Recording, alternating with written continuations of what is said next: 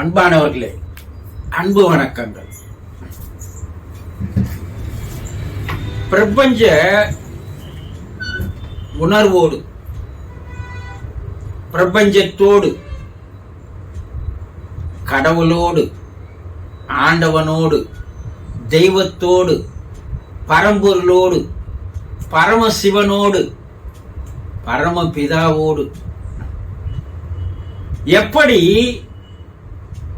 உறவு வைத்துக் கொள்வது, எப்படி அந்த சக்தியோடு இணைந்து போவது, கலந்து போவது, கரைந்து போவது என்பதை பற்றித்தான் இன்று பார்க்க போகிறோம். பிரபஞ்சம் உங்களுக்கு பல்வேறு மெசேஜ்களை, செய்திகளை அனுப்பிக்கொண்டே இருக்கிறது.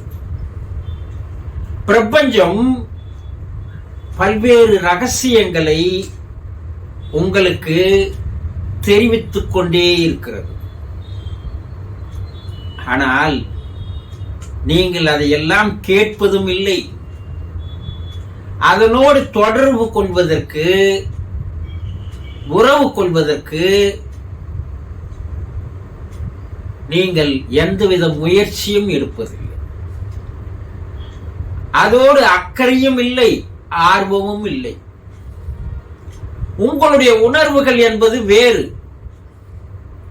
பிரபஞ்ச உணர்வுகள் என்பது வேறு.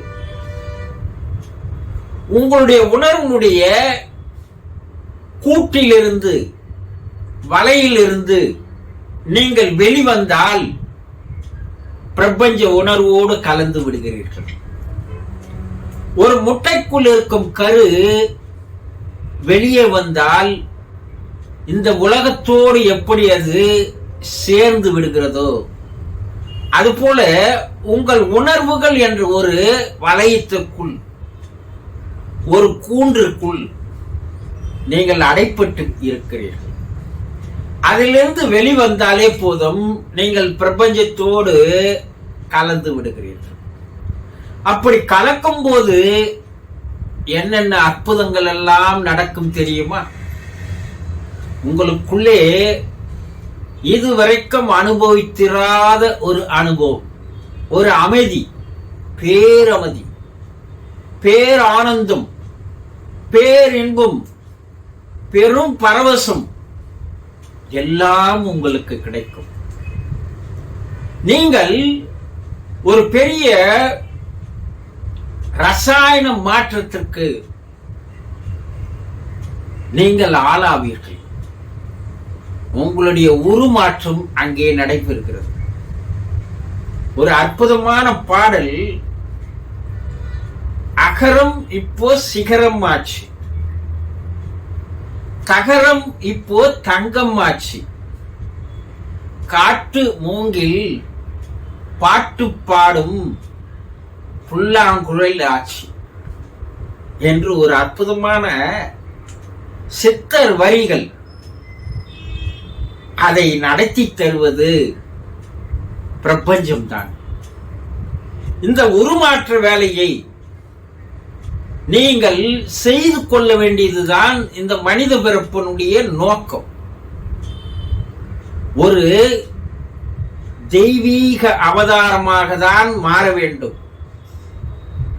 பல கோடி மக்களில் ஒரு சிலருக்கு மட்டுமே இந்த விஷயம், ரகசியம் தெரிந்து கொண்ட காரணத்தினால் அவர்கள் யோகிகளாக, ரிஷிகளாக, முனிவர்களாக, அவதாரங்களாக மாறினார்கள். சித்தர் மக்கள் இதை தெரிந்து கொண்டதால் பல்வேறு விஷயங்களை பிரபஞ்சம் அவர்களுக்கு தெரிவித்தது. அதை உலகிற்கு தெரியப்படுத்தினார்கள். எல்லாமே பிரபஞ்சம் தர தயாராக இருக்கிறது, காத்து கொண்டிருக்கிறது. அது பல்வேறு ரகசியங்களை குவித்து வைத்திருக்கிறது. அதை தெரிந்து கொண்டவர்கள் மாபெரும் அவதாரங்களாக, மாபெரும் இறை தூதர்களாக மாறினார்கள். பிரபஞ்சத்தோடு அவர்கள் உறவு வைத்ததால் பிரபஞ்சம் அவர்களை ஒரு உயர்ந்த நிலைக்கு, மேல் நிலைக்கு அழைத்து சென்றது. பிரபஞ்சம் அவர்களுக்கு அளவில்லா ஆற்றலை, ஞானத்தினுடைய சிகரத்தை எட்ட வைத்தது. அதனால் அவர்கள் இந்த உலகமே வணங்கக்கூடிய ஒரு மாபெரும் அவதாரங்களாக மாறினார்கள். அப்போ அந்த நிலைக்கு நாம் செல்ல வேண்டும் என்றால் உங்களுடைய உணர்வுகளை விட்டு நீங்கள் வெளியே வர வேண்டும். இந்த உணர்வுகள் என்பது உங்களை என்ன செய்கிறது என்றால் தவறான வழியில் அழைத்து சென்று உங்களை தவறுகள் செய்ய வைக்கிறது. இந்த தவறுகளுக்கு உண்டான தண்டனையையும் தருகிறது. எது? உங்களுடைய உணர்வுகளே தான் உங்களை தவறு செய்ய வைக்கிறது. அந்த உணர்வுகளே தான் உங்களுக்கு தண்டனைகளையும் தருகிறது. இதை அனுபவிக்க அனுபவிக்க வேதனையில், கவலையில், குழப்பத்தில் நீங்கள் ஆழ்ந்து போகிறீர்கள். அதனால் அதிலிருந்து உங்களால் வெளிவர முடியவில்லை. இந்த உணர்வுகள் பல்வேறு ஆசைகளை காட்டுகிறது. இந்த ஆசை உங்களை ஒரு மாய வலையில் சிக்க வைக்கிறது. பிரபஞ்சத்தை உங்களால் உணர முடியாமலேயே செய்து விடுகிறது. உலகில் உள்ள ஜீவராசிகள் எல்லாம் பிரபஞ்சத்தோடு தன்னுடைய உறவை வைத்துக் கொண்டதால் ஓரறிவு, ஈரறிவு உயிரினங்கள் எல்லாம் எவ்வளவு அற்புதமான ஆற்றல்களை பெற்றிருக்கிறது என்பதை சிந்தித்து பாருங்கள். ஒரு சிற்றெரும்பு 100 நாட்களுக்கு உணவில்லாமல் வாழக்கூடிய ஆற்றல் அதற்கு இருக்கிறது. இது தந்தது எது? பிரபஞ்சம் தந்தது. எல்லா உயிரினங்களும் அழிந்து விடலாம், ஆனால் கற்பாம்பூச்சி என்பது அழிவே கிடையாது. நீங்கள் எத்தனை அடி ஆழம் தோண்டி போனாலும் அங்கிருந்து வருவது கற்பாம்பூச்சி. அதற்கு அந்த ஆற்றலை தந்தது யார்? பிரபஞ்சம் தந்தது. அதே போல நிலவினுடைய ஒளியை மட்டுமே உணவாக எடுத்துக்கொண்டு வாழ்வதாக சாதக பறவைகள் வாழ்வதாக கூறுவார்கள். அந்த நிலவு ஒளியிலே அற்புதமான சக்திகள் அடங்கியிருக்கிறது. காற்றே புகாத இடத்தில் பூமிக்கடியிலே மண்புழு வாழ்கிறது. அதற்கு அந்த சக்தியை தந்தது யார்? பிரபஞ்சம் தந்தது. நெருப்பிலிருந்து மறுபடியும் ஒரு புதிய பிறவியை எடுக்கின்ற பீனிக்ஸ் பறவைக்கு அந்த ஆற்றலை தந்தது எது? பிரபஞ்சம் தந்தது. இவையெல்லாம் மனிதனை தவிர எல்லா உயிரினங்களும் பிரபஞ்சத்தோடு நெருங்கிய உறவு வைத்துக் கொண்டிருக்கிறது. மனிதன் மட்டும்தான் பிரபஞ்சத்திலேயே வாழ்கிறானே தவிர பிரபஞ்சத்தோடு உயிரை வைத்துக் கொள்வதில்லை.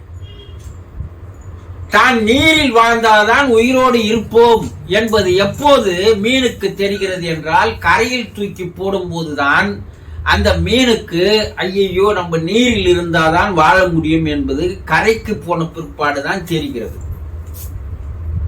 மனிதன் பிரபஞ்சம் என்ற அற்புதமான சக்திக்குள்ளேயே இருக்கிறான். ஆனால் அவன் அதை புரிந்து கொள்ள முடியாது, அறிந்து கொள்ள முடியாமல் வாழ்கிறான். இதனால் பல்வேறு பிரச்சனைகளுக்கு ஆளாகிறான். ஒரு நாளைக்கு ஒரு அரை மணி நேரம் உங்களால் பிரபஞ்சத்தோடு ஒரு தொடர்பு, ஒரு உறவு, ஒரு இணைப்பு நீங்கள் வைத்துக் கொண்டால் இரும்பாக இருக்கின்ற நீங்கள் காந்தமாக மாறுவது என்பது நிச்சயம். ஏன்னா பிரபஞ்சம் என்பதே ஒரு பெரிய காந்த வெளி. அது தன்னோடு வந்து சேர்பவர்களுக்கு தன்னுடைய தன்மைகளை, ஆற்றல்களை, சக்திகளை தருவதுதான் அதனுடைய இயல்பு. உங்களுக்கு எந்த பிரச்சனைகள் இருந்தாலும் அது பிரபஞ்சம் தீர்த்து வைக்கிறது. உங்களை சந்தோஷமாக, ஆனந்தமாக, மகிழ்ச்சியாக, நிம்மதியாக, அமைதியாக வாழ வைக்கிறது. உங்களுக்கு எல்லா பிரச்சனைகளுக்கும் தீர்வு இருக்கும் போது அதை நீங்கள் நம்பாமல், அதை நீங்கள் அணுகாமல், அதனோடு சேராமல் நீங்கள் வாழ்ந்து வருவதால் தான் இவ்வளவு பிரச்சனைகள். உங்களுடைய உணர்வு வட்டத்திலிருந்து வெளியே வாங்கள். பிரபஞ்சத்தோடு கலங்கள், பிரபஞ்சத்தோடு உறவாடுங்கள். பிரபஞ்சம் உங்களுக்கு அனைத்தையும் தரும். ஆற்றலை தரும், அறிவை தரும், ஞானத்தை தரும். எல்லா ஞானிகளும் பிரபஞ்சத்திடமிருந்து பெற்றதுதான். ஆக நீங்கள் பிரபஞ்சத்தோடு உறவு கொள்வதற்கு, தொடர்பு கொள்வதற்கு பல்வேறு வழிகள் இருக்கிறது. அதில் சில வழிகளை கற்றுக்கொண்டாலே போதும். உங்களால் தினந்தோறும் பிரபஞ்சத்தோடு உங்களால் நெருக்கமான ஒரு உறவை வைத்துக் கொள்ள முடியும். அது என்ன வழிமுறைகள், என்ன பயிற்சிகள் என்பதையெல்லாம் சில பயிற்சி முறைகள் இருக்கின்றன. அதை நீங்கள் கற்றுக்கொண்டாலே போதும்.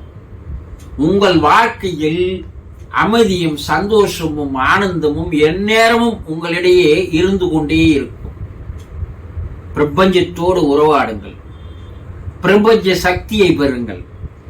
நீங்கள் ஒரு புது அவதாரமாக உருவெடுங்கள். வாழ்க்கை என்பது பிரபஞ்சம் தருவதற்கு தயாராக இருக்கிறது. வாங்கிக் கொள்ள நீங்கள் தயாரா?